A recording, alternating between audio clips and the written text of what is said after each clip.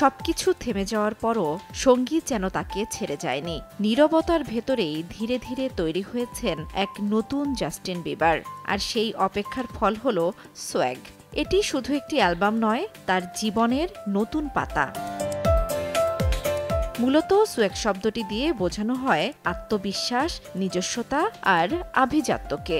Bieber এ শব্দকে শুধু style নয়, এক ধরনের জীবন দর্শনের রূপ দিয়েছেন। এ অ্যালবামে যেমন তিনি ঘর ও ভালোবাসার অনুভব নিয়ে গান গেয়েছেন, তেমনি শিরোনাম গান সহ কয়েকটি গানে জানিয়ে দিয়েছেন এখনও তিনি বিশ্বের শীর্ষ পপ তারকাদের একজন।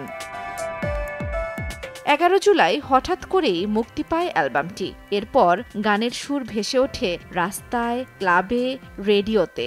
2022 সালে বিশ্ব সফর বন্ধ হয়ে যাওয়ার পর অনেকে ভেবেছিলেন তিনি হয়তো আর ফিরবেন না, কিন্তু 2024 সালে প্রথম সন্তান জ্যাকের জন্ম যেন তাকে আবার নতুন করে বাঁচার শক্তি দিয়েছে। সোয়াগের গানে সেই পিতৃত্ব, ভালোবাসা আর আত্মবিশ্বাস একসঙ্গে মিশে আছে। মুক্তির পরপরই অ্যালবামটি কানাডা, অস্ট্রিয়া, আয়ারল্যান্ড সহ অনেক দেশের চার্টে শীর্ষে উঠে এসেছে। টাইমস স্কয়ারের বিশাল বিলবোর্ডে নামটা আবারও বিশ্বকে জানান দিয়েছে বিবার ফিরে এসেছে, তবে এবার অনেক বেশি পরিণত আর আত্মবিশ্বাসী হয়ে। জান্নাতুল দোলনা, সময় সংবাদ।